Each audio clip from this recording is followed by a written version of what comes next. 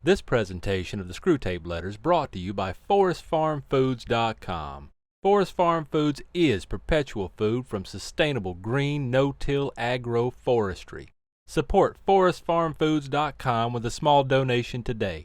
Every donation plants trees and fuels the growth of sustainable, no-till local food sources for the surrounding communities. Support ForestFarmFoods.com today. My dear Wormwood, the amateurish suggestions in your last letter warn me that it is high time for me to write to you fully on the painful subject of prayer. You might have spared the comment that my advice about his prayers for his mother proved singularly unfortunate. That is not the sort of thing a nephew should write to his uncle, nor a junior tempter to the undersecretary of a department. It also reveals an unpleasant desire to shift responsibility. You must learn to pay for your own blunders. The best thing, where it is possible, is to keep the patient from the serious intention of praying altogether. When the patient is an adult recently reconverted to the enemy's party, like your man, this is best done by encouraging him to remember, or to think he remembers, the parrot-like nature of his prayers in childhood. In reaction against that, he may be persuaded to aim at something entirely spontaneous, inward, informal, unregularized. And what this will actually mean to a beginner will be an effort to produce in himself a vaguely devotional mood in which real concentration of will and intelligence have no part.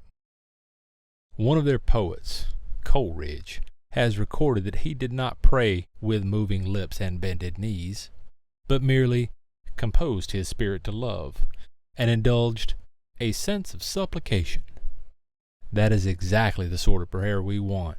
And since it bears a superficial resemblance to the prayer of silence, as practiced by those who are very far advanced in the enemy's service, clever and lazy patients can be taken in by it for quite a long time. At the very least, they can be persuaded that the bodily position makes no difference to their prayers, for they constantly forget what you must always remember, that they are animals, and that whatever their bodies do affects their souls. It is funny how mortals always picture us as putting things into their minds. In reality, our best work is done by keeping things out. If this fails, you must fall back on a subtler misdirection of his intention. Whenever they are attending to the enemy himself, we are defeated, but there are ways of preventing them from doing so. The simplest is to turn their gaze away from him towards themselves. Keep them watching their own minds and trying to produce feelings there by the action of their own wills. When they meant to ask him for charity, let them instead start trying to manufacture charitable feelings for themselves and not notice that this is what they are doing. When they meant to pray for courage, let them really be trying to feel brave. When they say they are praying for forgiveness, let them be trying to feel forgiven. Teach them to estimate the value of each prayer by their success in producing the desired feeling, and never let them suspect how much success or failure of that kind depends on whether they are well or ill, fresh or tired at the moment. But of course, the enemy will not meantime be idle. Whenever there is prayer, there is danger of his own immediate action. He is cynically indifferent to the dignity of his own position and ours as pure spirits, and to human animals on their knees he pours out self-knowledge in a quite shameless fashion. But even if he defeats your first attempt at misdirection, we have a subtler weapon. The humans do not start from that direct perception of him which we, unhappily, cannot avoid. They have never known that ghastly luminosity, that stabbing and searing glare which makes the background of permanent pain to our lives. If you look into your patient's mind when he is praying, you will not find that.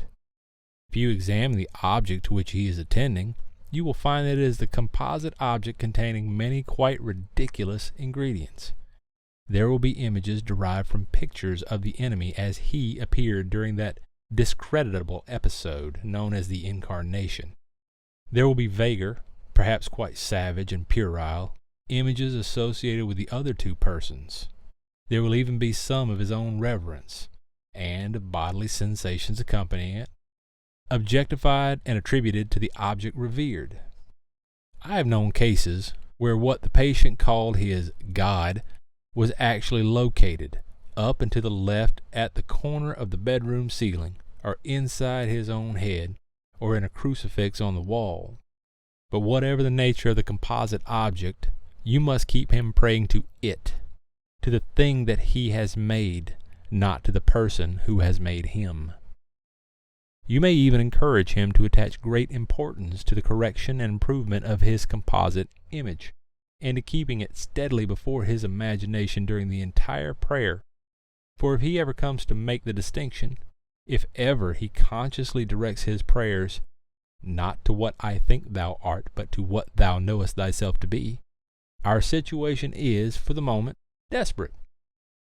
Once all his thoughts and images have been flung aside, or, if retained with a full recognition of their merely subjective nature, and the man trusts himself to be completely real, external, invisible presence, there with him in the room, and never knowable by him as he is known by it, why, then it is that the incalculable may occur. In avoiding this situation, this real nakedness of the soul in prayer, you will be helped by the fact that the humans themselves do not desire it as much as they suppose. There's such a thing as getting more than they bargained for. Your affectionate uncle, Screwtape.